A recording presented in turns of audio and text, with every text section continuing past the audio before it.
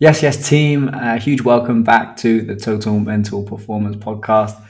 Today's guest, always been fascinated by this guy. We've met many times through our mutual friend Neil Shoney at various different events. This man's name is Joel Stone. Joel Stone is the founder of Codebreak. He's a best-selling author, Shrewsbury Town hero, and I've been really looking forward to having this conversation for a long time. He is a guy that has done incredibly well. He has two key qualities that I always look for in human beings. He's very good at what he does, and he's a real lovely, genuine bloke. So I've been really looking forward to this conversation. And Joe, welcome to the podcast, mate.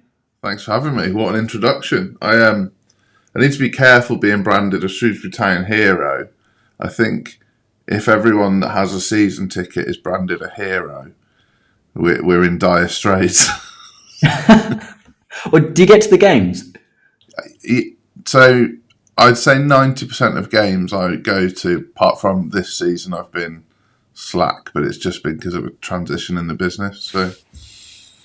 So I think 90% of games is a good mark for a Shrewsbury Town hero. So, yeah, I mean, my name's on the stadium, but only because I paid for it. So. not for that season where you scored 25 goals. No. I feel like sometimes taking my boots and then remember that I'm an overweight 37-year-old man. But never mind. Well, for context, because there'll be a lot of people in our audience who are like, "Oh, who's this Joel bloke?" If you could just share a little bit about what you do and paint a picture.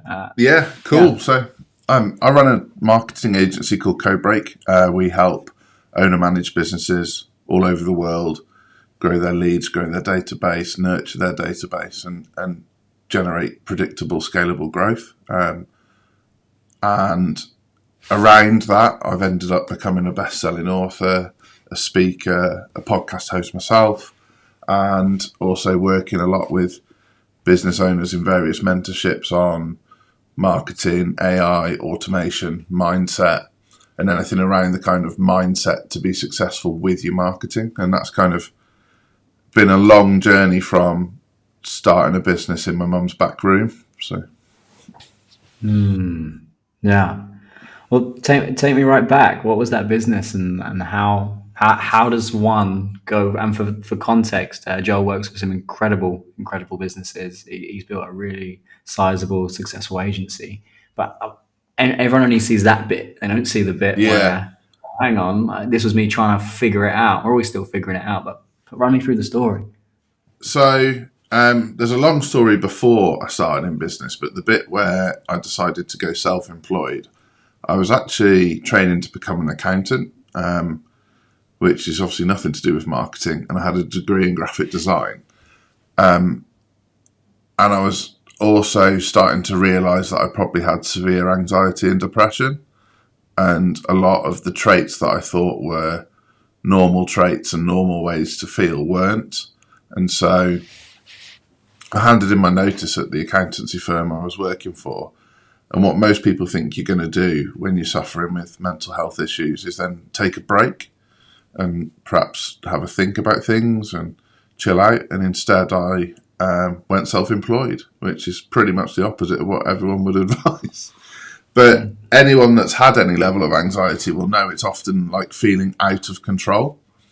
And what one thing self-employment brings to me is a feeling of control, that I'm in charge of my own destiny. And so, against everyone's better advice, I started my own little design agency in my mum's back room with £5 in my pocket. And literally the first thing I did to get clients was the local football team were doing a charity raffle. And this wasn't Shrewsbury Town, we're talking local football team. And I said, I'll help you get prizes. And I knew that by knocking on all the doors of all the businesses in the local town, I'd have an opportunity to introduce myself, but not under the guise of I was there to get something for me. I was getting something for someone else.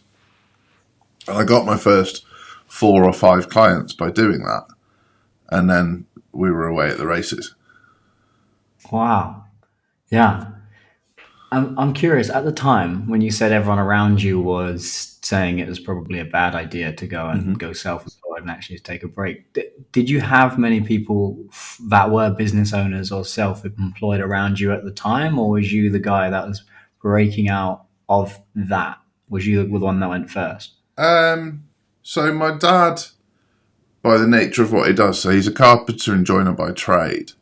And through the 80s and 90s, most carpenter and joiners were self-employed, even if they worked for a firm. It was how it worked. Then they didn't have many like rights or paid holiday or anything. And so my family's experience of being self-employed was kind of getting shit on. It was like a lot of pressure for not much reward.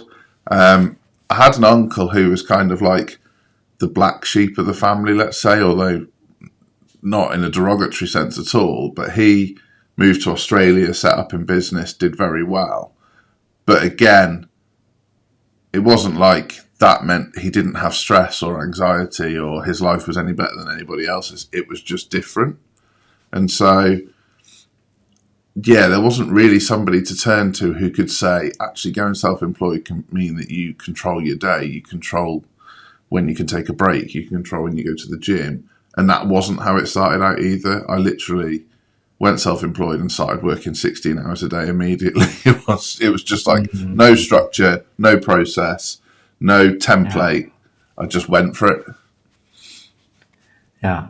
The reason I ask is often, especially when I'm speaking to young entrepreneurs, they're being told by their environment like that's a bad idea, don't do it, it's risky, or you're going to lose all your money, or you're going to make a mistake, or you got a great job, why would you do that?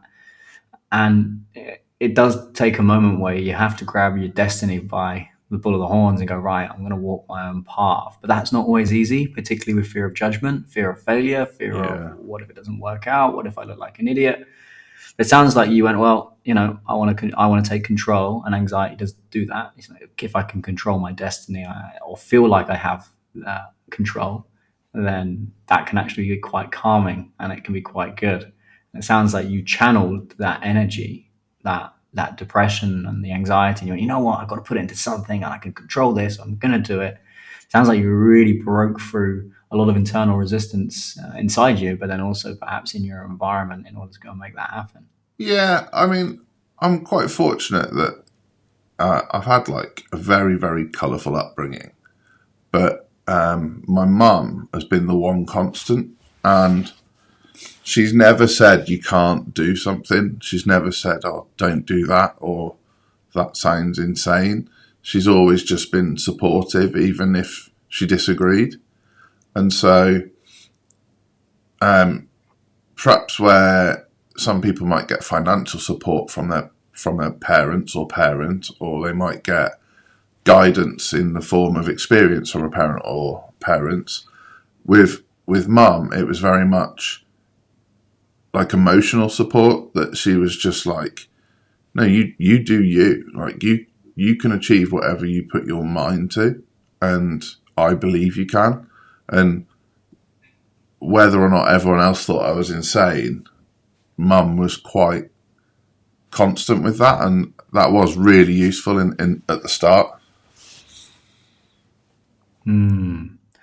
When you say colorful upbringing, and please go as share what you feel comfortable sharing, Okay. would you be able to color in some of the picture to give us some context about you? Yeah, yeah. So the year I was born, 3 months before I was born, my parents got married because it was still a period where it's kind of frowned upon to have a kid if you weren't married. And with my dad being self-employed, he wouldn't have had any rights and all this kind of stuff.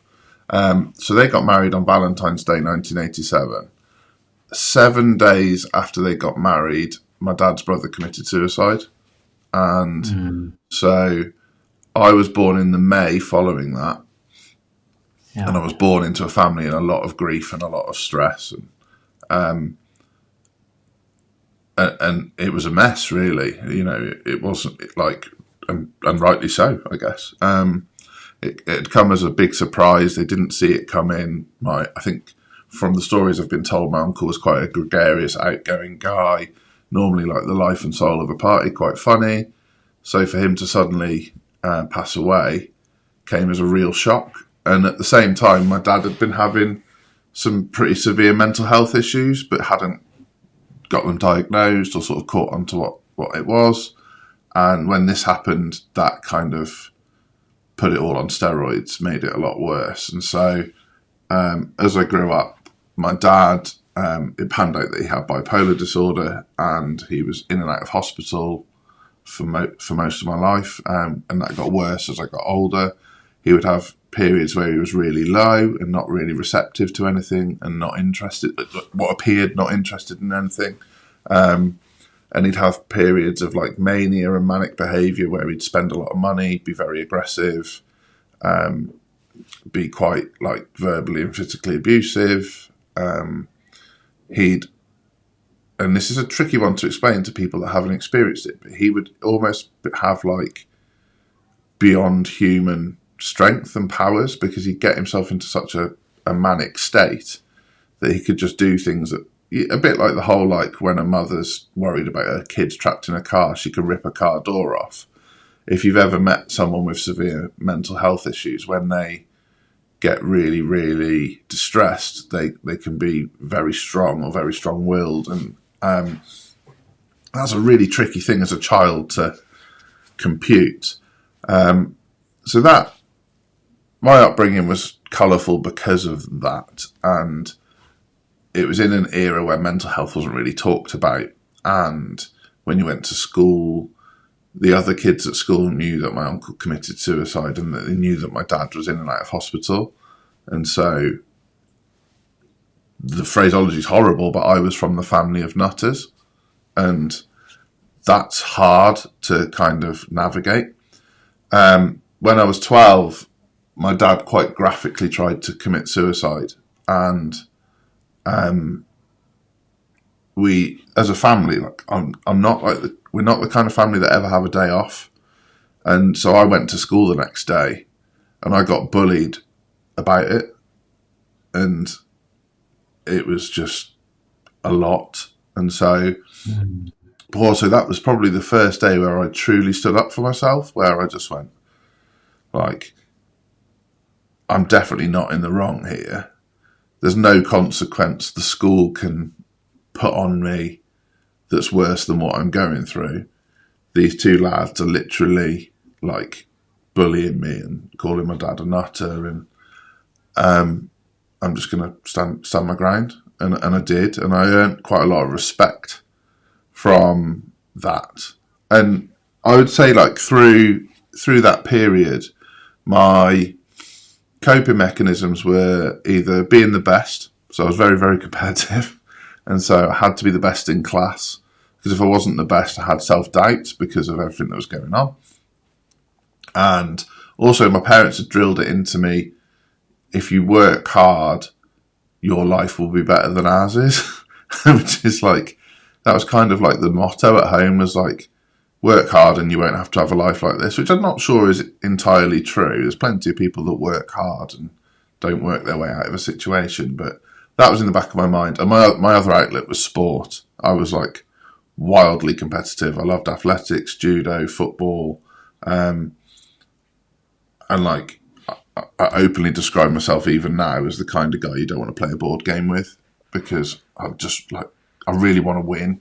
And so rather than channeling that kind, like, I think that can be quite a negative thing in certain environments. So I channel that into environments where it's positive. I'll channel it into my work. I'll play five-a-side with my mates. Like areas where I'm not tipping the Monopoly board over on Christmas Day type behaviour. So that was kind of a roundabout description of my childhood. The way that developed, so my cousin, my dad's other brother lived 2 doors down from us, and he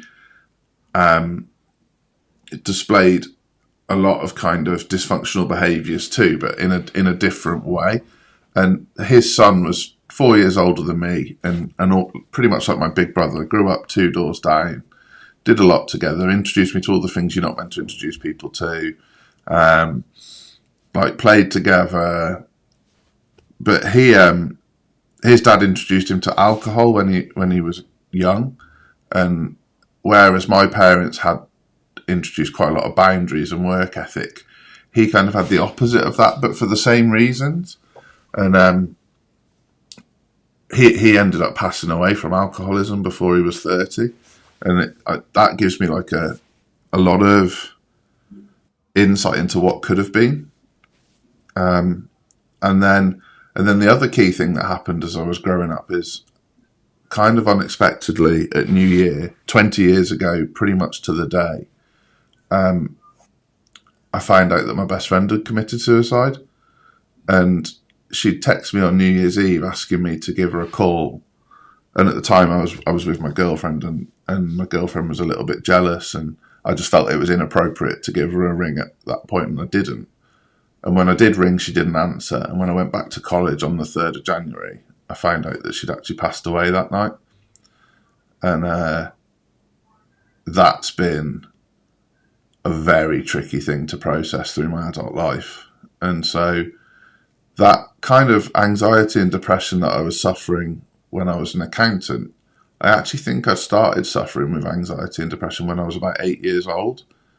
And my coping mechanisms were hyper-competitiveness, hyper-focus on like schoolwork, kind of like almost aggressive competitiveness on the PlayStation with my little brother. And it was only in my early 20s the sort of chickens came home to roost. Wow. Well, look, Joel, I sensed there was a story in there, and yeah, we certainly found it. And you had to overcome a hell of a lot. And in some senses, what I always see in individuals that are particularly successful is they've had to overcome a lot of emotional turmoil early in their personal lives, and they've had to conquer themselves. So when they go into business, it's like, well, hang on, compared to this crazy piece of trauma I've had to experience, this actually isn't that bad. Whereas perhaps people that haven't had those upbringings, that it hits them and it hurts them a hell of a lot more. So there's a level of internal resilience that you build, and your ability to deal with a volatile environments. So when you're building businesses, that upbringing you've had there, I don't think you get many more volatile environments than that. So I can see how that's, in a way, at times, perhaps you felt a little broken by that, but at the same breath has certainly made you to a degree.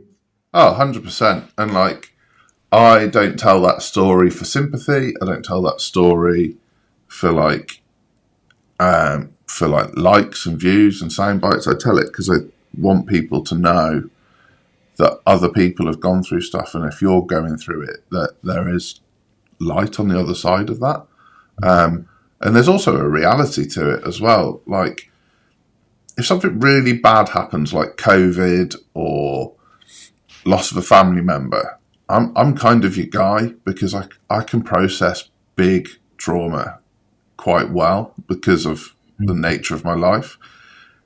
If I've got a paper cut or a pebble in my shoe, I process that in the same way that I would if my house was on fire.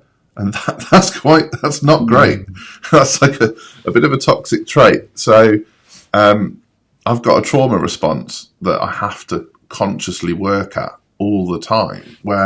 So in business, if I know the payroll is going to be hard to meet, or there's a big tax bill coming, I can deal with that.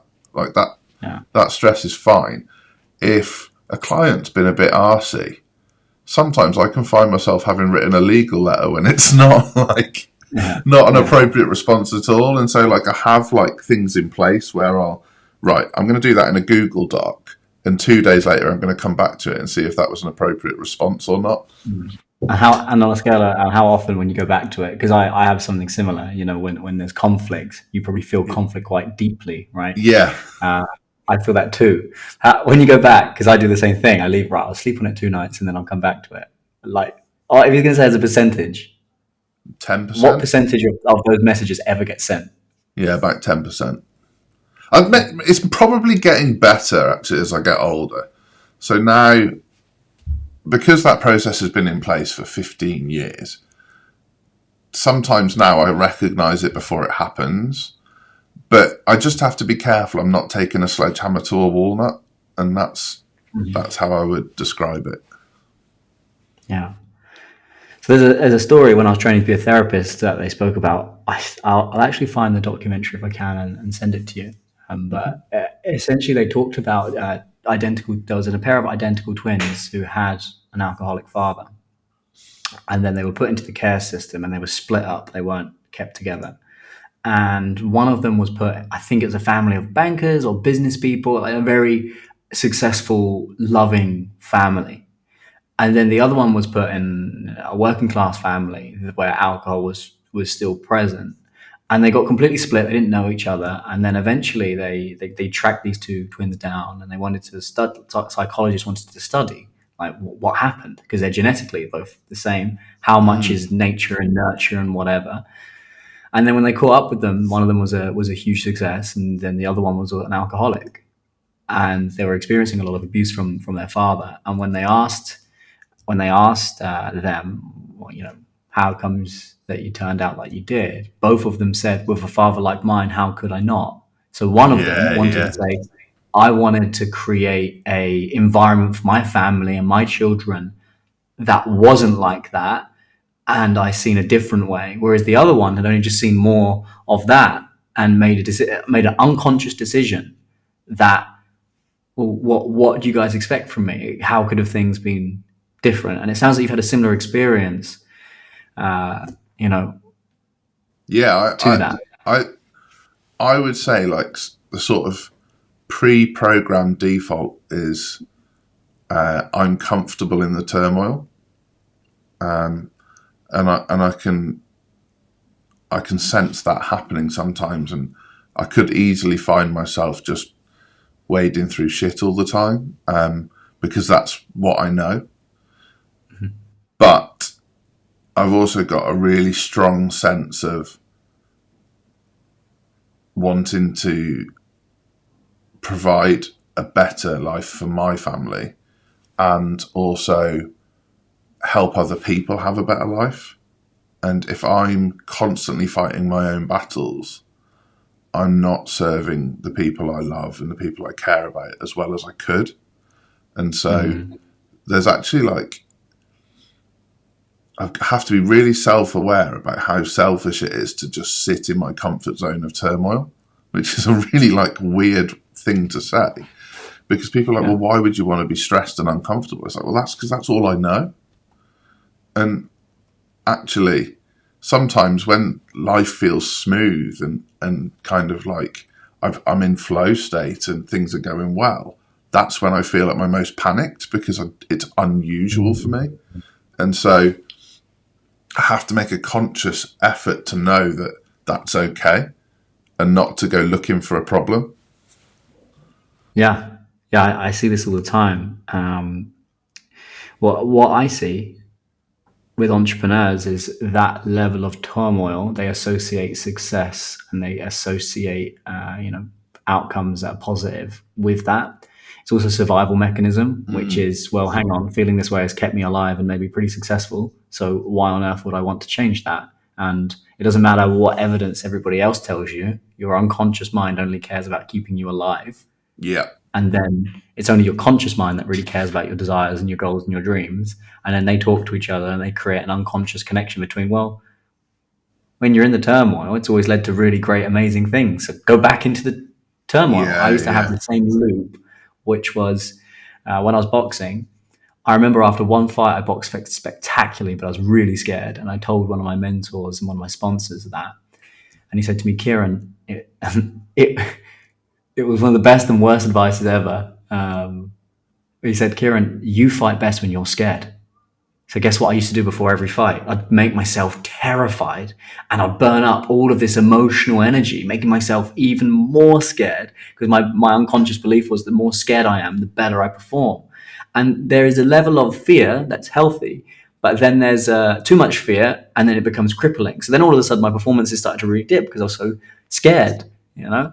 Totally And get the that. unconscious connection I made was be scared, perform well. So it sounds like there's and you've caught it. You've observed the line of code that's in the unconscious mind, and now you're having to self-correct it Yeah, consciously yeah. and go, Uh, hang on a Mine, minute. mine was be angry, perform well, definitely. Like whether it's Mm, football, judo, business, and it served me well to a point in all of those things. And then you get to a level where it's not enough. It it's like it's you feel like you're relying on your natural ability, but it's not. It's a nurtured thing that you've learned from someone else. But the like now in business, bulldozing my way through growing an agency doesn't work. It's not a leadership mm, quality. If the team are like, hang on, the boss of the company is creating problems that don't exist to wind himself up to get to the next level. Like I can't make all the staff do it. Come on that journey as well. They'll all be unwell. So it's about looking at the things that exist within that are the real reasons I'm succeeding, and eliminating the negative bits that are actually falsehoods.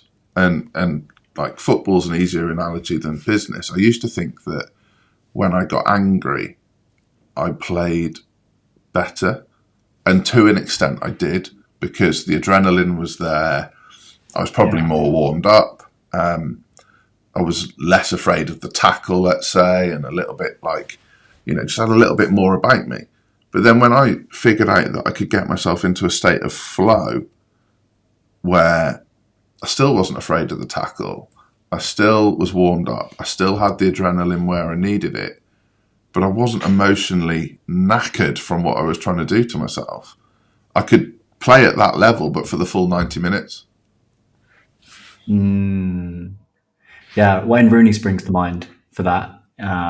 He used to play with raw aggression, just this monster, and he had Yeah. to temper that, and he had to calm that down because he kept getting himself in trouble and wasn't performing at that level. And he still always had a temper, I don't think that but he ever quite mastered it. not to the level, not to the degree of mastery, but he definitely tempered it Yeah. down, which enabled him to perform. But he still had his moments, and I think every human has a type. In boxing, we call it reverting to type. So if you get hit with a Yeah. big right hand, what happens? So my type, and it was pretty dangerous, right? But if I get hit with a big right hand that I couldn't see, sometimes when my vision would come back, I would just see my hands pummeling a guy. And that might sound really great, but it's not, well, judo, right? Actually, Yeah. sometimes you need to know when to go for a walk around the block. Other people will fold and they'll run away, or they'll start taking their Yeah. heads Yeah. out, and they go on the back foot and they go into their shell. So I believe that entrepreneurs have this. I believe every human being in competitive environments have their type, and Rooney's type was. But I Yeah. agree with you. I don't think he fully mastered it to his level, I, to I the think elite that's why potential, he's but he not been a tempered. success as a manager, because Maybe. because I guess like an entrepreneurial trait is when you're faced with adversity, you know how to adjust in the moment rather than try and bulldoze your way through the adversity. Mm. And Rooney was very much a bulldozer. Yeah. And I can imagine as like a player, you'd be like, oh, Wayne Rooney's the manager. I'd run through a brick wall for this guy. Like, he's quite, he's a humble, down to earth, working class bloke. You'd be like, yeah, like this guy makes me excited. But there's no plan B. There's never going to be oh God, this team have set up to stop us, and we don't know how to recycle the ball because Wayne Rooney's never recycled a ball in his life. And Yeah. I think like that's where I had to mature as a business owner, was to be like, okay, you've got the capabilities in your tool set to be able to adjust, but you're choosing to fight. Stop choosing to fight and choose to adjust. And sometimes it's having methodologies in place, like write a Google Doc and put it to one side and come back to it in 2 days. And sometimes it's a case of go for a walk around the block, like you mentioned. Sometimes it's a case of put some calming music on, take a breath. But whatever is required to take a bird's eye view of the situation and look for where the next move is. Yeah. I want to talk about the competitiveness Mm-hmm. side. I have found myself, since I've done I've probably done a few hundred hours of one-to-one work on my mind, on my body, on the way in which I process emotion and view reality. And I found the deeper the work I've done, I've become less externally competitive and more in flow. So I've always been fascinated by competition and ambition. And what I've landed on is children make a decision when they get feedback from the world that they're not enough, or that's not even their actual feedback, that's how they've internalized it. Children go one or two ways based on whether that's innate ability, whether that's their innate nature or whatever. There's one set of kids that go, yeah, you're right, and they never try. And they're very fearful and they never want to take risks and they don't want to be seen to be failing or whatever. And then there's a different subset of kids that say, fuck you, I'm going to prove you wrong. And they get this big chip on their shoulder and they work. And these are the talented but insecure kids that have to prove themselves, and they burn out and they run themselves into the floor, and they've just got this history of churning and pushing and pushing and pushing and pushing and pushing and pushing. The big consultancy companies and firms, they all hire, and the banks, they're all hiring talented but insecure, really, really talented. But if they're insecure enough and they're ambitious enough, they're going to burn themselves into the floor for the company and maximize shareholder value. And they're not going to leave, because when they're successful, their identity becomes, I'm successful at this, thus I can't drop it. And whenever I look at ambition and competition, often, particularly in business, I see that with entrepreneurs all the time. And I think when you're starting out, it's a really powerful trait, because you have to be able to push yourself to insane levels if you want to build anything of note, if you want to create any company or any earnings or income. Like, you've just got to push yourself through the fire. But then there comes a point where I ask about fulfillment. And I get a lot of entrepreneurs come to me when they're at a place where they're kind of stuck because they've achieved everything they thought that would make them happy, but they still don't feel fulfilled. Yet they're still burning out and they're still overachieving, and they have this notion of peace behind overachievement, and they get stuck in this loop, and they never play the game of fun and abundance. And oh, that's interesting. Oh, I want to go and check that out. I'm curious about your experience with that, because I can sense that there'll have been a lot of that, but I also sense that you're very curious and you like playing in new spheres, in new environments, in new realms. So I'd love to share. A, does any of that resonate? It might be that's not All my of it. experience. Yeah, and B, yeah, just some stories from that dance. Yeah. So I think you just described me. I have, well, I still have it, but I'm aware of it now. But a massive chip on my shoulder. I come from a working class family that lived on a council road in a mid terrace. I had a life of a certain amount of violence. There was drug dealers next door. I'd seen things that people probably shouldn't have seen, and I've had people throughout my life tell me I'm not going to amount to anything because of where I come from. And also, people within my circle say people like us don't get those things. And That really hits me deep. yeah, I've had that too. but I've always had, and this is my mum, not my dad, this is definitely my mum, because she's a bit like anti-authority, a little bit like anti-establishment. I've always had this massive fuck you inside me. And so I remember, like, one of the first business networking things I ever went to. It was a local thing, and it was called, this will give you an idea of the type of people there, but it was called the Monthly Luncheon Club. And Okay. and I sat at the table, and, like, when I started in business, my suit didn't fit properly. I couldn't go and get a tailored suit. Like, it wasn't going to happen. And I didn't have the nicest car. And I walked into this room, and I'm sure I would have stood out a little bit. And I sat at the table, and within 3 questions, one guy asked me, "What school did you go to?" And I was like, "Oh, fuck you! Like, what does it matter what school I went to?" And long story short, that guy's a client now, and it's like, it didn't really matter what school I went to, but he made me feel like it did. And so I had this, like, definitely up until COVID, I was trying to prove people wrong and trying to create self-worth. And I didn't realize that actually you can't really fight your way to self-worth, because when you get there, you don't have anything of sort of emotional value to actually sustain it. And it's because everything you've done was just to prove other people wrong. It wasn't to actually build any foundations. And then when COVID happened and I saw a lot of my friends struggle like they'd never struggled before because they'd never had anxiety before, or they'd never had the risk of redundancy or whatever, suddenly I was like a really useful person. I was like someone that people could rely on, that they could talk to, that had been through shit and that understood how they were feeling. And I felt a real sense of self-worth when I was helping other people overcome their problems.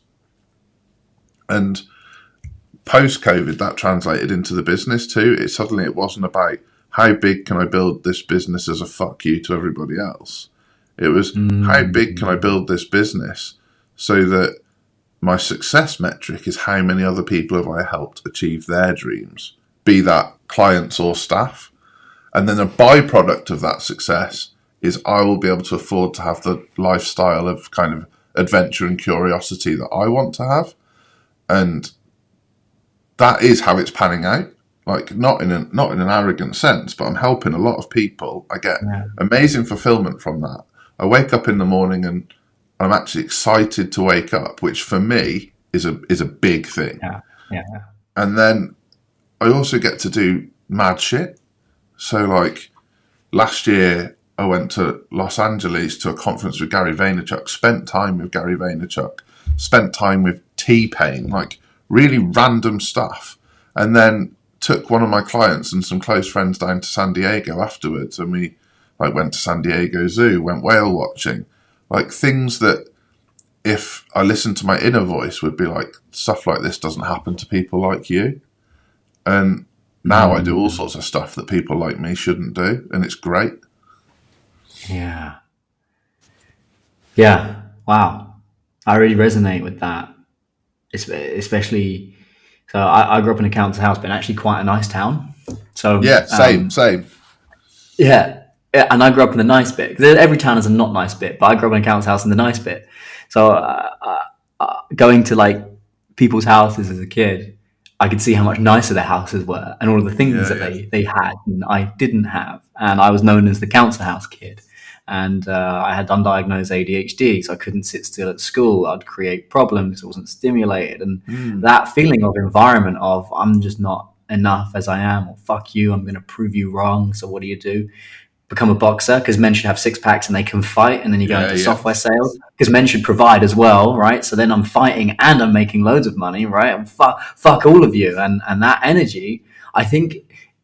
And I work with some working class kids as well. You jump on the occasional call or let them into the course and just helping them out. And I say to them, look, this isn't a bad thing for now, but it can't be the thing forever. So use that energy, use that aggression and that chip on the shoulder as fuel to push hard, fuel to go out and learn things and find mentors and try. And there's nothing wrong with that, but it's not the end game, because the end game is the difference between scarcity and abundance. Scarcity, I have to prove how great I am through achievement and things and money and six packs and whatever.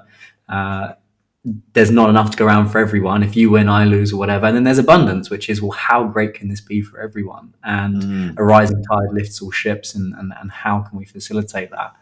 So I can see that you've been on that journey. And, that question of, because I get that sometimes, particularly when you do something new for the first time, and you're like people like me don't get to do that.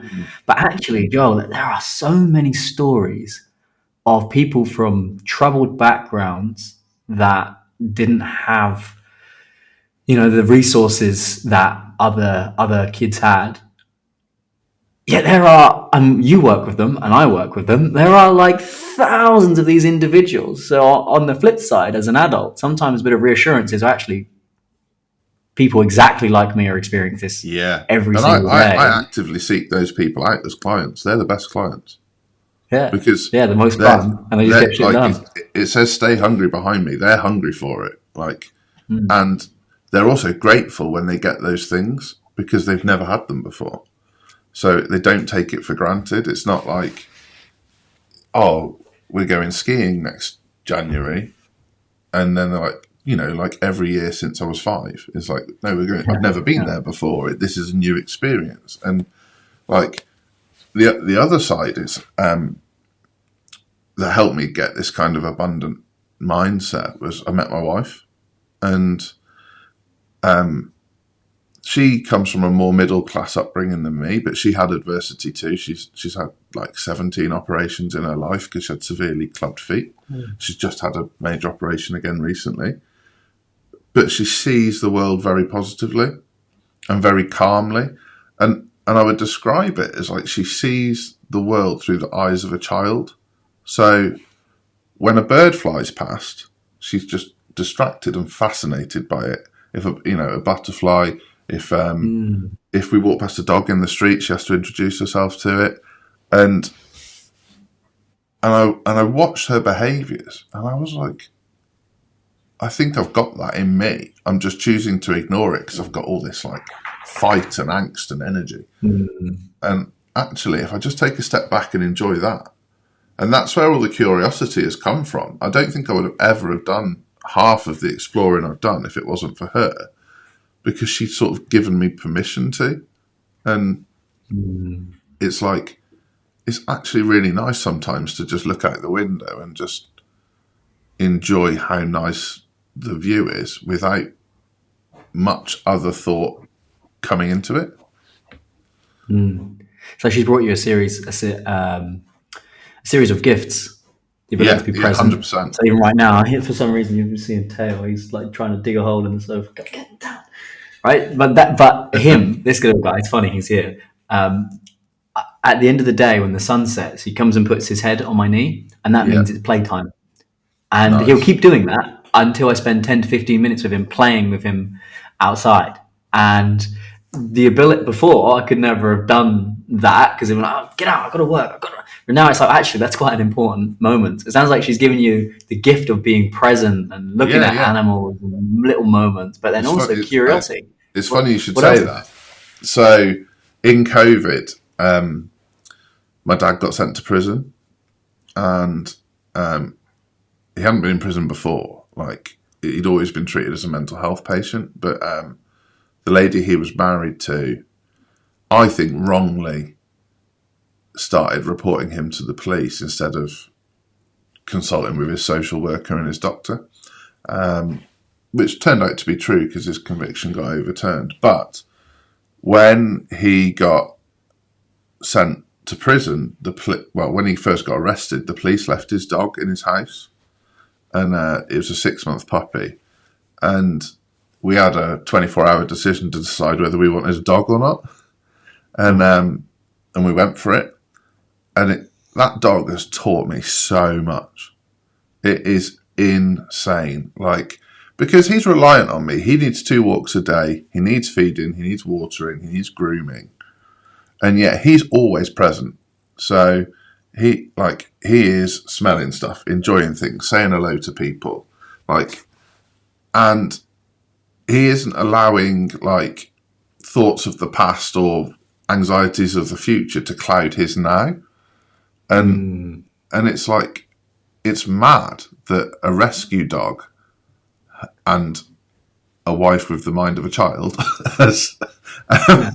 has like brought me that much, but like I'm so grateful for it too. It's because it's so easy, like when you're running a business and you've got a busy family life, and you're visiting a parent in a mental hospital and various different things, to just be caught up in the grind.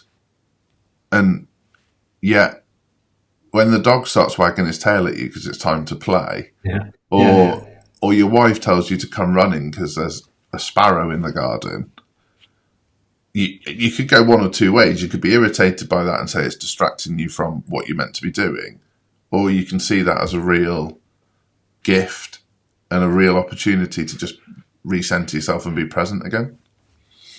Yeah. well, depression typically lives in the past and a lack of a worthwhile future, and anxiety is all in the future. What if this Yeah. happens? What if? What if? What if? Right?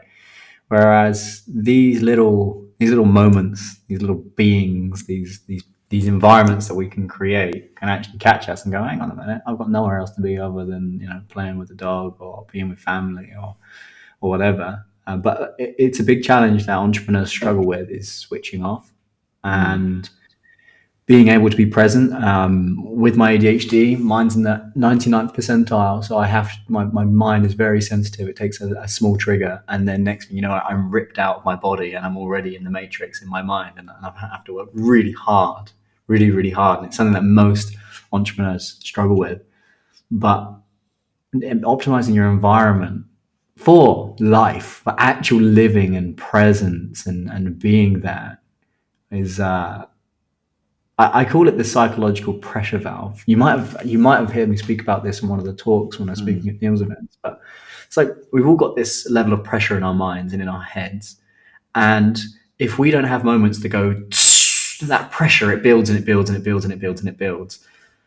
And simple things like playing with the dog or watching your football team or, you know, but I think combat sports is great. I think the gym leads you back into that level of thinking because you can get distracted. But those sorts of things can really just, and you start to realize, hang on, these are just thoughts, and my thoughts aren't real because thoughts are just pieces of data. I think the definition of a thought is a mental event that happens within the mind, right? So Yeah. it's just information. And it's only when we get lost in our information, distracted by information, and emotionally react to the information and the content of our thoughts, do we actually start to really get stuck. And it's those little moments of, there's a sparrow outside. Oh, what's that? And that childlike curiosity can bring you back down and go, oh, that thing I was worrying about, actually, it's just wasted energy and wasted time. Mm. I guess the question I have for you is, when you're working in the world of data, so with your marketing agency, I see it quite similar to my experience with software sales. So software sales was all data, right? Hmm. How many phone calls happened? How many emails happened? How many opportunities were created? Where were they in the pipeline? How many reached to the certain stage of the pipeline? How many of them signed up? How many of them were customers 12 to 18 months later? And it's all stats. And when we used to walk into our environment, we'd have all the stats on the wall: sales, calls, bookings, whatever. And sometimes you can get so stuck in the data and in the numbers, and you can overfixate, particularly if you're competitive. As somebody that lives and breathes in the world of digital marketing, which is just a performance game, it's a data game. How do you manage being able to switch off and log out of the data of the day to day, or do you? Um, you learn to quiet the noise. So um, I think there's very few people who can 100% switch off. It's a real skill. But I'm not in a place now where the noise is negatively impacting me. And the way I've got there is be hyper confident in the service that we provide. So have we dotted the I's and crossed the T's and done everything that we should as an agency to have the highest likelihood of getting our clients the best result? And if the answer is yes, I can sleep at night, because we're never dealing with 100% truths, because a client, even our best clients, don't give us the full picture. They can't. There isn't enough time in the day. So they can perhaps give us their sales data in the past. They can give us their pricing data. They can tell us about who they think their demographic is, and they can tell us about what they think has worked in the past. But very rarely can they give us definites. There's just not enough time to communicate all of that, and very rarely does an owner-managed business have that level of data. So there is always going to be sort of room for play, and you have to be really self-aware of that. That, like, we quite recently took on an e-commerce client who said that they were well established in America, but they would love to double their sales in America over the next 12 months. We built the campaign out, and then fortunately one of the team just said, would it be possible to have access to your website? We just want to have a look at some of your historical sales data. And they were like, oh, well, okay. And they gave us access, and they'd made 2 sales in America ever. And it was to relatives. And we were about to So launch. how did they get to that? Were they quite inexperienced, or how did they get to the conclusion that we're big in America when looking at their data and their sales? Was it their first e-commerce business and they just I didn't just think know? it's the Or stories people tell themselves that, like, if a couple of people have bought from us in America, there must be more people that want it. And that's not necessarily a truth. yeah. And like, very much when we're in the sales process, it can sometimes become that the clients end up pitching themselves to us. We're not pitching ourselves to them. And so they embellish the facts of their business because they don't, people can be quite insecure and don't necessarily want to tell you, well, actually, we're having this conversation as a last resort because all the marketing we've ever tried has never worked. And so I have to ask now, is this a rescue operation or are we looking to scale? Because if it's a rescue operation, we're not the agency for you. Like, we don't deal in emergencies, we deal in predictable scale. And that kind of confidence that I've now got, which has only come with time and practice, means that I can kind of put work down and go home, and that's okay. And I still have methods. So I have a decompression playlist for my drive home. I've got a 30-minute drive home. So there's songs in there that mean stuff to me, that take me out of work mode. So maybe gigs I've been to in the past, or songs I used to listen to with my best friend, whatever it might be. And by the time I put up on the drive at home, I would say about 50% of the pressure has been released. Yeah. Then I open the front door and the dog comes running up to me. That's another 30% of the pressure gone. Kiss and a cuddle with my wife, and we're down to about 10%, and I can operate like that.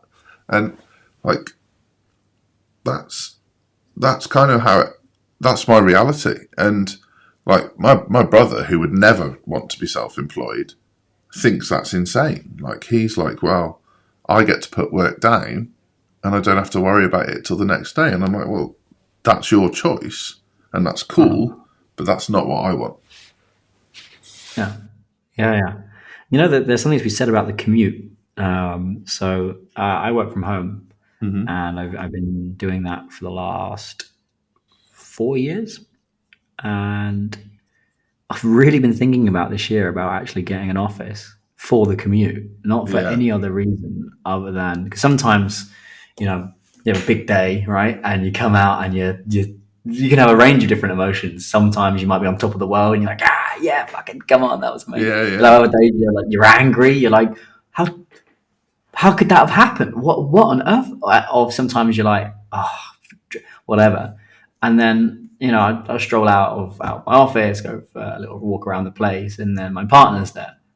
But I've come out from 5 minutes ago of amped up coaching time or whatever, and then she tries to give me a cuddle, and I'm like an ADHD child. Get off me! I'm not ready for that. I'm still, and I have to go for a walk, and my commute has to be a forced walk. Sometimes you have late nights, right? So then you have a late night, and I've been thinking, because I actually advise my clients that don't work from home, or take the longer drive home, 20 or 30 minutes, to decompress and do that. So there definitely is something in the office commute that, I think we were so anti-office, right? 5 years ago, 6 years ago. Maybe we have them for a reason. Maybe they're there for a good reason. I'm obviously pro office, and I'm pro office for the team too. And I don't know whether they believe me, but I tell them it's for their mental health. Like, I want them to be able to compartmentalize and be able to say, this is home and this is work. And like something you touched on there that's massive as well. It's not just about the negative emotions. It's about any elevated emotion from work. Because if I get home and I'm like buzzing from making a few sales, my wife doesn't give a shit. And it's brilliant. It's a superpower, isn't it? Yeah, like, I'm immediately humbled and back into like home life. And that's really important too, because I don't want to play the yo-yo of emotion. I do want to level out and be balanced. And yes, I'm excited when we make a sale, but the calmer I can keep myself, the better I'm going to be at business. Equally, when we lose a client, I can spiral into self-doubt and start smashing the place up, or I can be like, all right, we'll get 2 more tomorrow. And that's like that period of like being able to drive home, process those thoughts, turn the radio up, listen to a podcast, whatever it might be, walk through the front door, greet my wife, is therapy. And that, like, I think it's well worth it. And I totally appreciate not everybody can afford an office or afford or can get a job where they're able to work at an office. So create your own commute. Go for a walk with the dog before you start your day, and go for one when you end your day, or go to the gym at the start of the day and go swimming at the end of the day. Like, whatever it is you need to do, I think that's a really important thing to have in play. Yeah, without a doubt. I do the gym in the morning. That's my thing. I train before any work, because also for my ADHD management, I know that I'm more calm and more focused. It's almost like a physiological clear out of Yeah. any gunk. I've got no science to back up my belief, right? But it's almost like a cleanse. Going training is like a cleanse. Hormonally is a cleanse of my brain, my body. I do that, and then I walk Well, the little man you tail. you're basically controlling your cortisol levels, right? Yeah, Like, yeah. so, like, there definitely is physiological evidence for what you're doing. And I've got a question about the code break story, because when I hear the word code break, what springs to mind is, oh, how can we hack reality? How can we crack the code? How can we break out of that? When you talk about your mother and the anti-authority, right, fucking right, fuck this, fuck the system, right? That's what I pick up from that. But I've never actually asked you, what's the story of the agency? How did that start? do you want a really disappointing answer? Yeah, please. So there's 2 stories. So there's how the agency started and how the agency got its name. So Uh-huh. in my first ever network meeting with my original business, I bumped into a chap called Andy, and we got on well and did some work together. And then 3 years later, we started sharing an office, and he had a copywriting agency and I had a design agency. And a couple of years after that, it panned out that 90% of our clients were shared. And we were like, this is Wow. just getting silly and complicated. And like, we're sharing staff, we're sharing clients, we're sharing office. We should probably formalize this arrangement and protect ourselves a little bit. And so we were like, okay, well, let's turn this into a fully fledged marketing agency. But we need a name. And you have all these lovely ideas about what you want to call yourselves, and then you go and research and the domain's not available, or there's a trademark or whatever. And the only one we found that we liked that was available was Codebreak.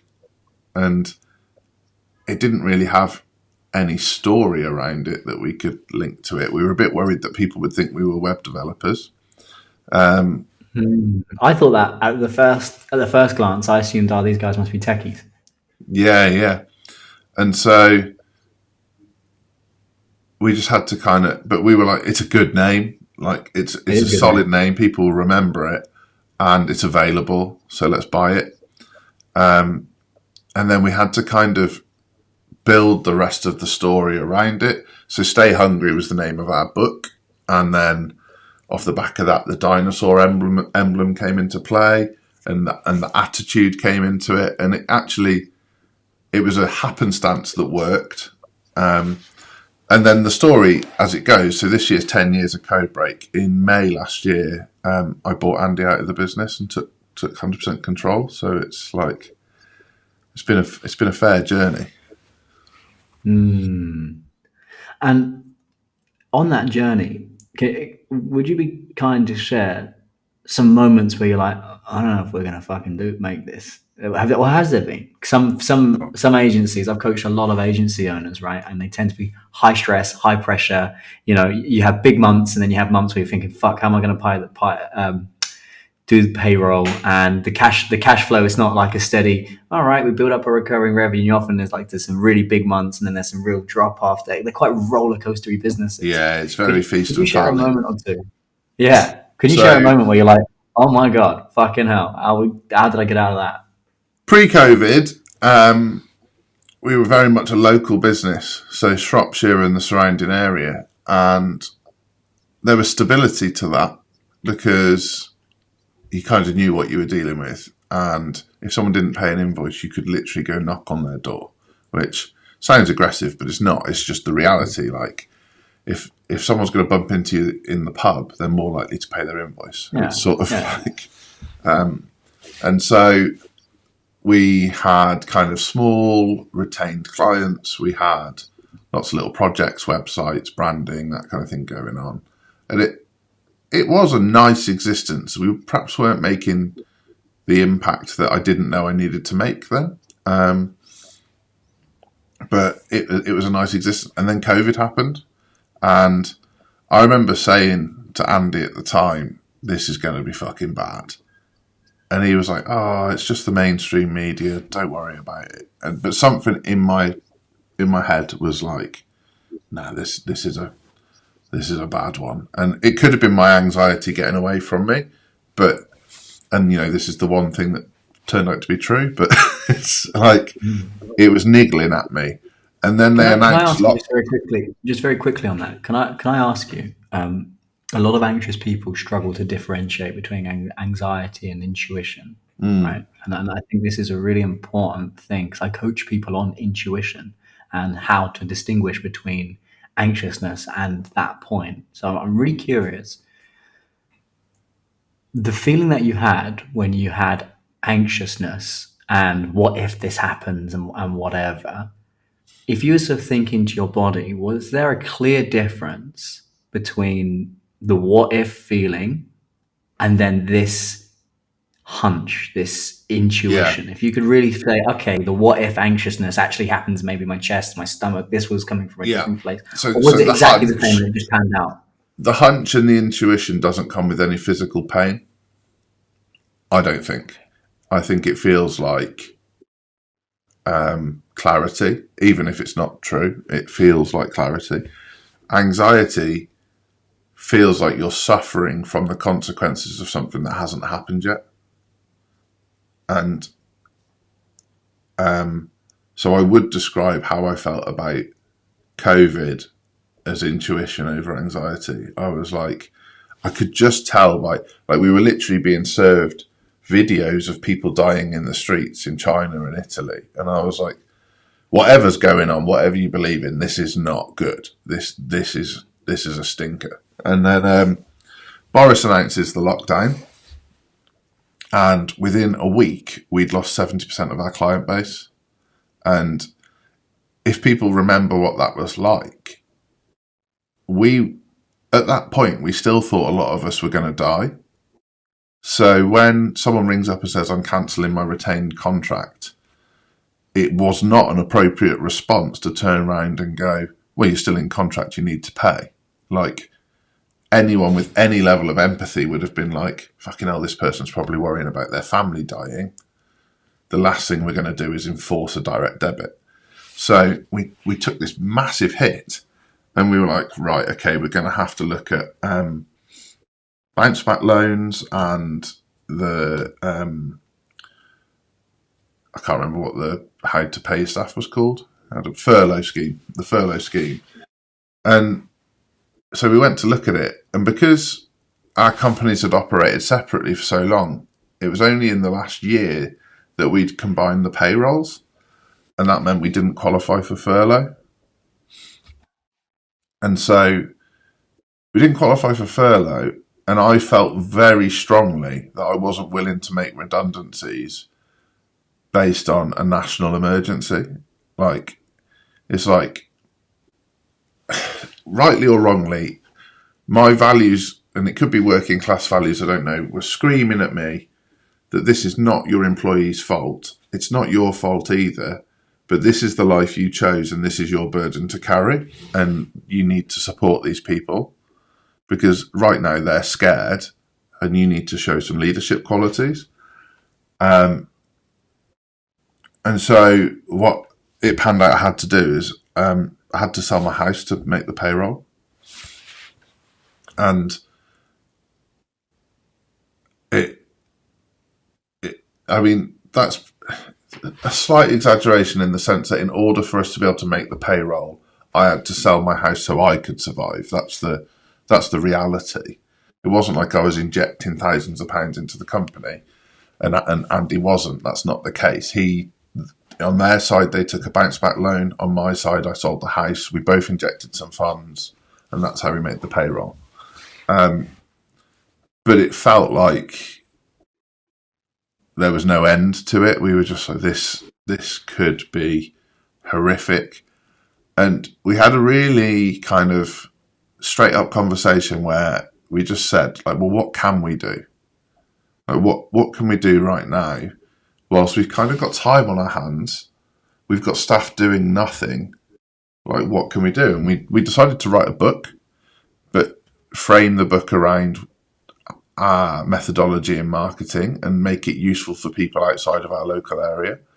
And we doubled down on our podcast.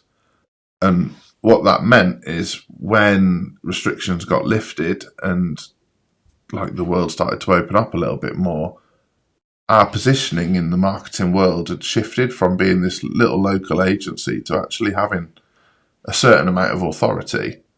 And we started to get big clients and we started to get some exciting international clients.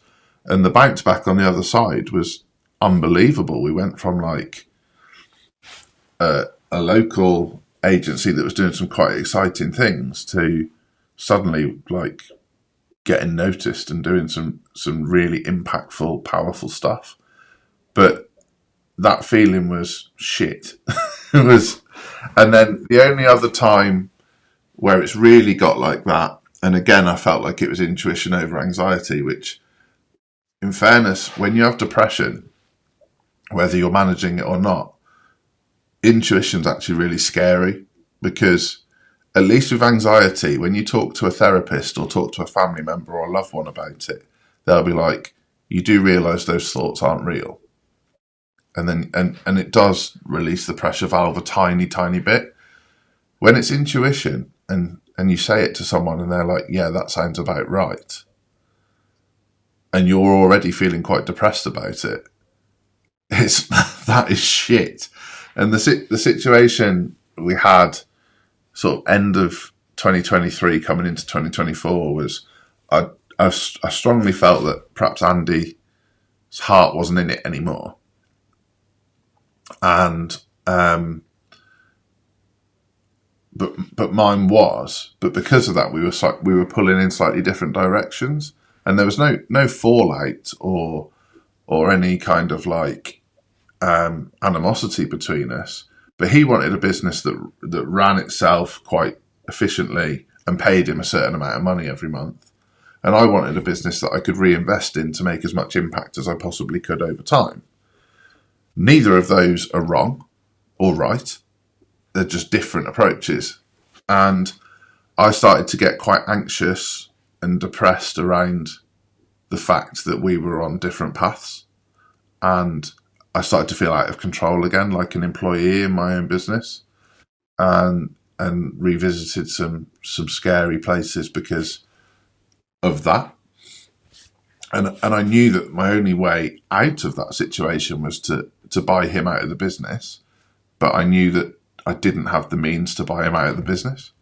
And so I felt very trapped. And if you're an anxious person, feeling trapped is not ideal at all. I've got a business mentor and I work with various other people, and everyone was coming to the same conclusion. It wasn't anxiety. It was intuition. It was just like clarity of thought. But I didn't feel like I had the means to do it, and I had to find a way to do it. And that took 8 months, and that was 8 months of suffering to get to the result that I needed. And I wouldn't advise that as a method, but sometimes that's what it takes in business, that you kind of like, you have to eat shit to get to the place you need to be. And then like Andy's happy and he's stepped away from the business and he's pursuing various other things that I know he's enjoying. I'm happy, and our mutual friend Neil has invested in our business and become part of Codebreak, and like that's brilliant because I hold that guy in massively high esteem and I've worked with him You for know a what? long time. When I heard that, that was the case, because we were catching up, and he's like, by the way, for a future project, this is what's happened and this is what's going on. I punched the air. I was like, oh fuck, because like you guys hold the same values that I hold, right? It's just be a really good human being and give a shit about people and be good at what you do. And when I heard that you two were teaming up, and Neil, he is the epitome of be really fucking good at what you do and always do the right thing for people and put the person first, not the money Yeah, yeah. first. Even He's the always ahead of himself.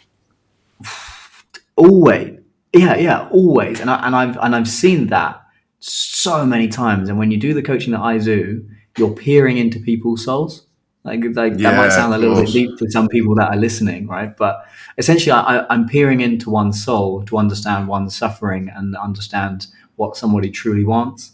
And you really get to understand a person. And having peered into that man's soul so many times, he's just like he's a role model for what I believe human beings that are ambitious but also don't want to be a cunt, bluntly. He epitomizes that. So when I heard that you two were coming together, I was like, oh fuck me, that is beautiful, really, really beautiful. So And yeah, it's been epic. Like he is what he says he is, and like I've no need to blow smoke up his ass, but I've known him. How long have I known him now? This will be the 6th year I've known him. And when I first met him, and this is before he met you, I think he lived his business so much that he wouldn't sleep at night for worrying about other people, and he would openly admit that, and I really related to that. I was like, yeah, that's how I feel. And then I watched his journey, and he talks about through working with you how he managed to create a level of detachment from some of those emotions to be able to actually live a functional life. And he's since built a family and bought an incredible home and done some amazing things. And his business has gone from what was literally a handful of people when I met him to an absolute monster of a coaching business now. And to most people, they would look at him and go, "This is like the most balanced guy I've ever seen."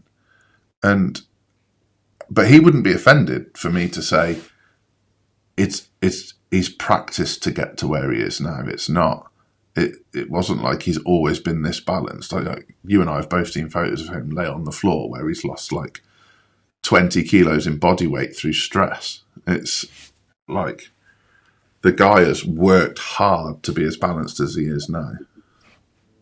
yeah, he really has, and he's in an industry where particularly when he's working in the fitness space, where I sometimes get a little disheartened because there's a lot of ruthlessness and, to be honest, at times outright criminal behavior Yeah, insofar as business practice, insofar as just stuff that A isn't legal, and B, even if it was legal, is quite dishonorable. yeah, And this is the test of a human being, right? When everyone's doing one thing, but deep down, and where I live in the world, that I see this a lot, of right? course. And that that's not the right thing. You know it deep in your heart. This is not the right, positive, abundant thing to do. Yet everyone else is doing it. Whereas to stay strong and go, I'm going to live by my values of honor and transparency, integrity. And he's a great example of that, where many people in his space are doing things pretty abhorrently at times, and he just continues to go, I'm not playing that game. I'm doing things the right way. Oh man, he really is a lighthouse in an industry where a lot of stuff goes past that. For me, I have to be in awe of my clients. Like that's an Yeah. important distinction for me, especially when you've done the thousands of hours that I've done. I have to be in awe of the person sat in front of me, and Mm. he's one of those people where at the time when we were doing the coaching, it was like, this is such a fucking great bloke. I just want to help him create as much time and abundance and calm and peace. And yeah, It's so but he so he funny because that is exactly what my response to him was when I first saw him speak. So I saw him speak on a virtual stage during COVID, and he was talking about marketing and his method for marketing. And marketing isn't that dissimilar to the fitness coaching space. There's a lot of charlatans. There's a lot of people sprawled across rented Lamborghinis and stood in front of fancy hotels and all this shit. And there's a lot of people stepping onto stages and virtual stages who are peddling methods that are just not built on any foundation. It just sounds good. It's like that whole like kind of satisfying the TikTok generation with a soundbite thing. Neil doesn't do that. Neil's method's very complicated, but he stood on the stage and made a complicated method sound simple. And he said it with such integrity and with such a level of data. And I just went, fucking hell. Like, who is this man and how do I work with him? And I rang his sales team and they're like, well, we don't work with marketing agencies. And I'm like, well, yeah, I gathered you probably wouldn't because we're essentially a competitor. I was like, but can you ask Neil if he would consider it? I was like, I'll sign whatever you need me to sign. I'll do whatever you need me to do. I'll pay him full if you need me to pay him full. But I want to work with this guy.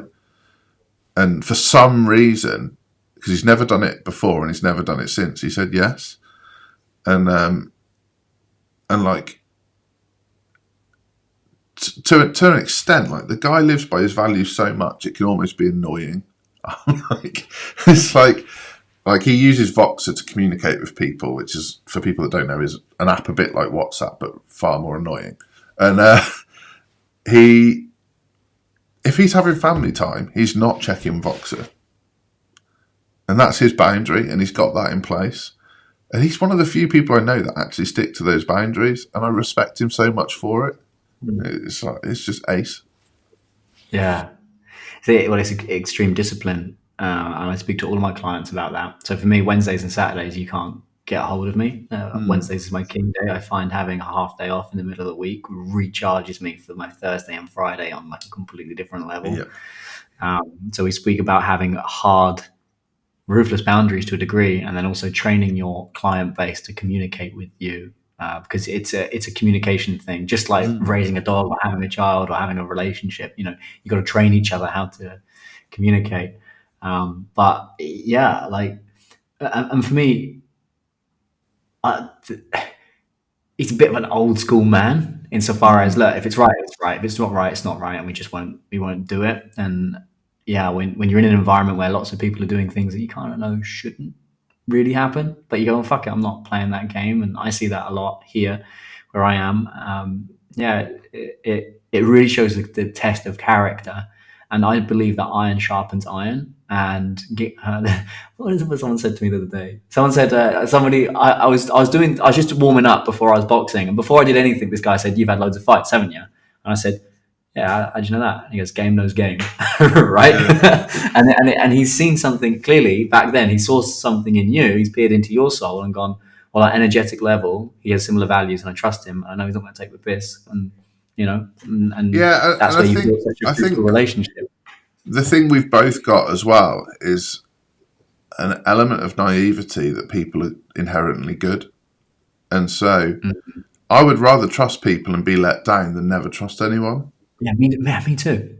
And Neil's the same. And so he took a chance on me knowing it was a risk. And I really appreciate that, and like know that I have to pay that back to other people. And I've enjoyed that in business, where it's like, okay, this person's been kicked around a little bit. They're perhaps not where they need to be. And sometimes I'll make the decision, is this a no? As in, they're not the right fit, our values don't align? Is it a hell yes, they are the right fit, our values align, and they can afford us without losing sleep at night? Or is it one of those people where I actually just really like what they're doing, they're having a positive impact on the world, they're a good person that's come upon hard times, and am I willing to just like give them 3 months support for free because it's the right thing to do? And I really enjoy that I can make that decision. And I don't do it for everyone. I don't want an abundance of people now getting in touch asking me to work for them for free. But occasionally a charity comes along or a cause that I believe in, and I'm like, yeah, like this is cool. Like I can do Yeah. this. Yeah. Yeah. Nice. Cool. Well, look, there was a point in your story about the COVID thing, and well, we didn't get to touch on it, but it sounds like you were looking at what you perceived as potential doom and went, fuck, what are we going to do? And you took action, took risk, you know, selling one's home in order to financially fund the next stage of a business. Somebody that struggles with depression and anxiety. Gosh, that I guess there's two parts. It can be obviously very, very scary, but then also as somebody that thrives in turmoil, we're kind of like, oh, well, come on, then, like, let's go. Yeah, I can see this sort of there's toxic like dance, them both holding hands, you know? yeah, there's like an angel and a devil on your shoulders, and the devil's going, well, you're going to die anyway because there's a disease Yeah. going around, so you might as well roll the dice. Mm. and Yeah. and Yeah. but then you have to listen to the other side and have a sensible conversation with your wife and say, look, these are the safeguards I'm going to put in place. This is what's going to happen. Like, we're releasing some equity in this house, but we're going to buy this house, and actually have some sort of strategy. Yeah. Yeah. Well, have you read the book The Obstacle is the Way by Ryan Holiday? No. Oh, can I gift it to you? Do you read, or are you not a Yeah, big I big love reading? reading. Yeah, can I gift you a copy as a thank you for coming on the pod? I would love that, mate. I would love that. Yeah, cool. I'll send it over. But he talks about various different examples in history where the obstacle eventually becomes the way. You know, I don't actually think he quotes this one, but I always think of this one. You know, the Trojan horse, the story of the Trojan Yeah. horse. Right, so the obstacle is the way. Well, we're never going to be able to traverse those walls. We're never going to be able to get over the top. Well, let's just send them a little gift. Now, goes against my commercial values and my life values. I wouldn't do it, but like they had an obstacle and they found a way. And I think the best entrepreneurs and business owners are able to see the obstacle, and sometimes when there is air quotes no way, they go through it. So yours was, we got to make some financial changes to me that personally impact me, but at the same time we've got a team that are talented and we have time. So what is the obstacle? We're going to sit around twiddle our thumbs. Fuck it, let's write a book. So then you write a book, and next thing you know, that obstacle has then become the way, which is then open doors to other things, right? So for anyone that's listening that might be in a business position where they're looking into the depth of what they believe is despair, and they're getting caught up in the news cycles and they think, oh my God, this is going to be catastrophic, this is going to be the end, or they're just having to make financial sacrifices, and I've certainly had to make many in my time, understand that sometimes the obstacle itself is the way, and inspiration can hit in a random moment where you're in the shower, you're out on a walk, and having a backing and a belief that, yeah, you know what, I'll figure it out. And it sounds like you have what level 5 leadership is: unwavering faith, the ability, and brutal facts, the ability to deal with the brutal facts. Things are not good, markets are changing, we're changing, we're going to have to make some cuts, we're going to have to make a big difference. Okay, brutal facts. But then unwavering faith, but I know I'm going to figure it out, and I have unwavering faith in myself, my team, my business, that we will find a way. And I just wanted to highlight that, because I think there'll be a lot of people that might be listening on this and going, oh, fuck, maybe I am experiencing similar turmoil and earlier on in my journey, and I'm trying to get out of that. And what do I do? And I'm figuring out, do I jack it in? Do I not? But sometimes, the obstacle is the way. And My you demonstrate that really beautifully. my business coach says the route to your success is in the things that you're avoiding.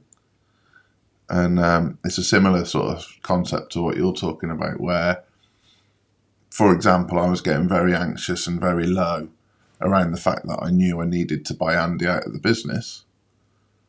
So I was avoiding the fact that I needed to buy Andy out of the business, because it's like, right, well, I'll play more money into ads and maybe that'll make it better and we can both have what we want out of this scenario. Or I'll do more speaking gigs, I'll go on more podcasts, I'll run more workshops.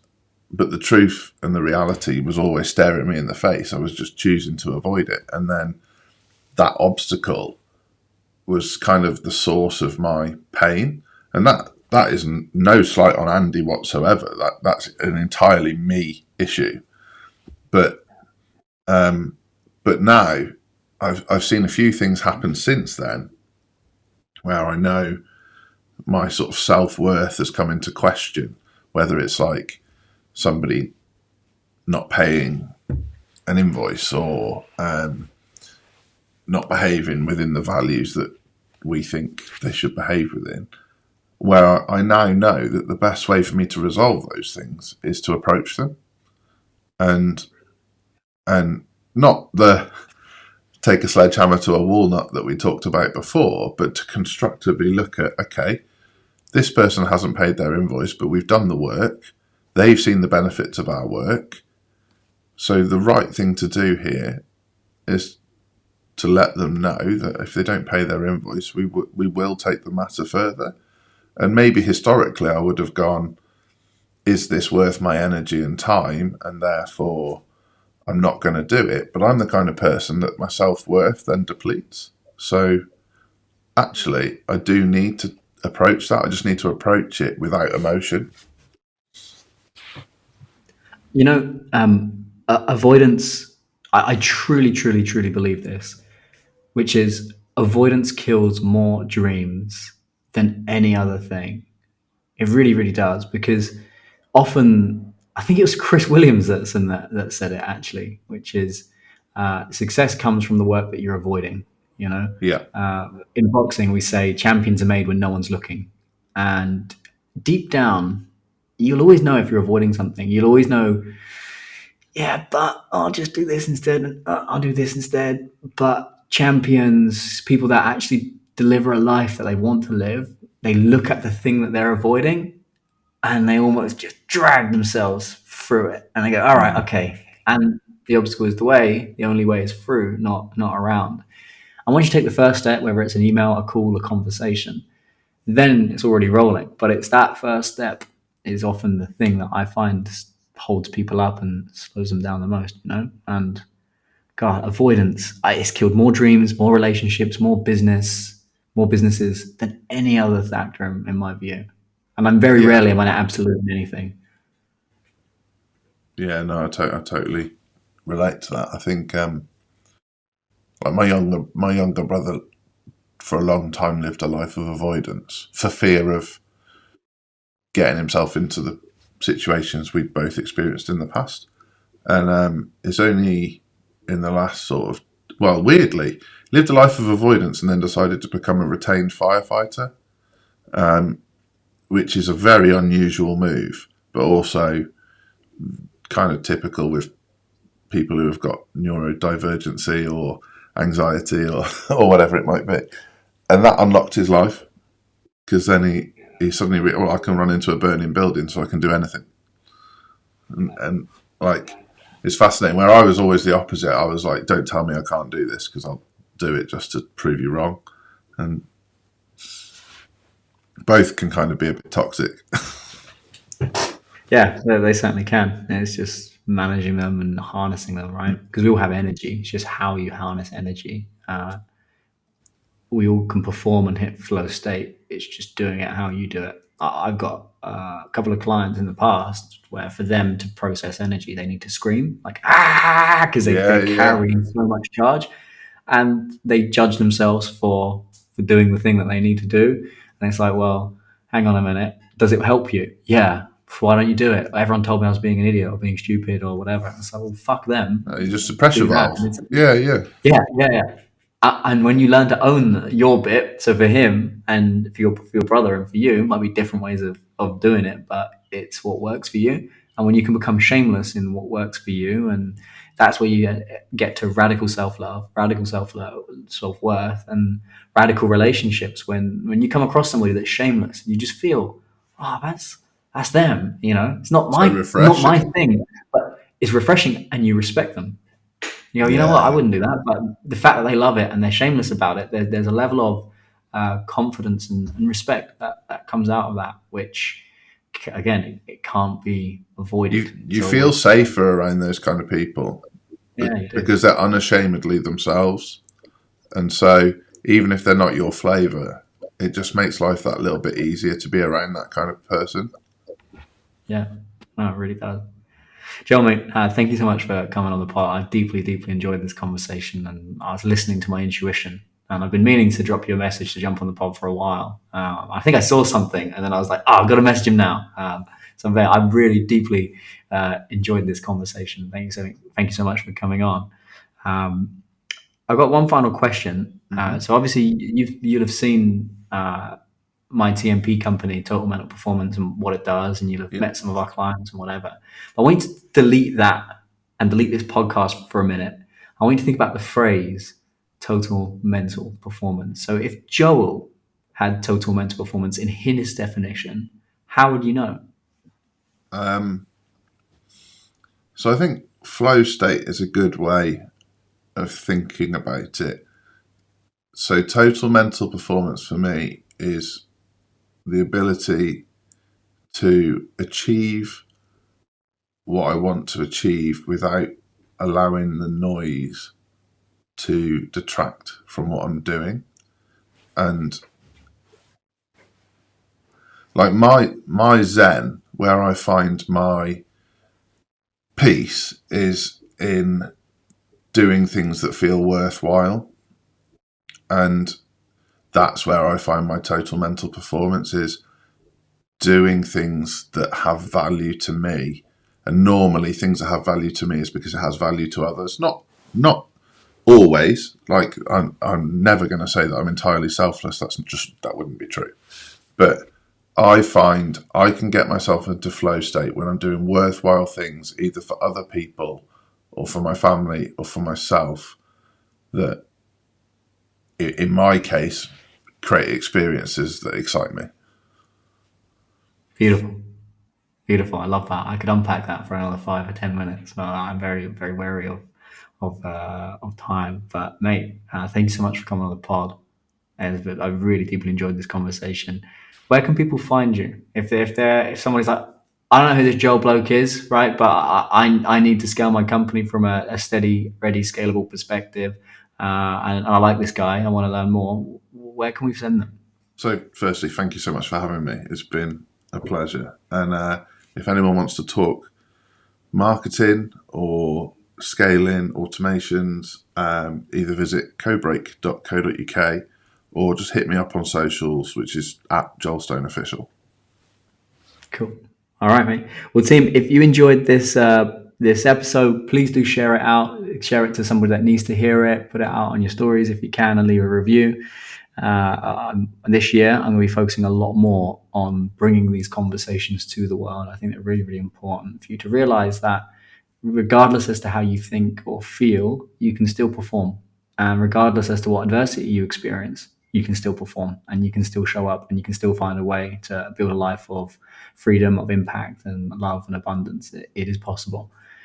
So, yeah, big love, team, and keep an eye out for the next episode.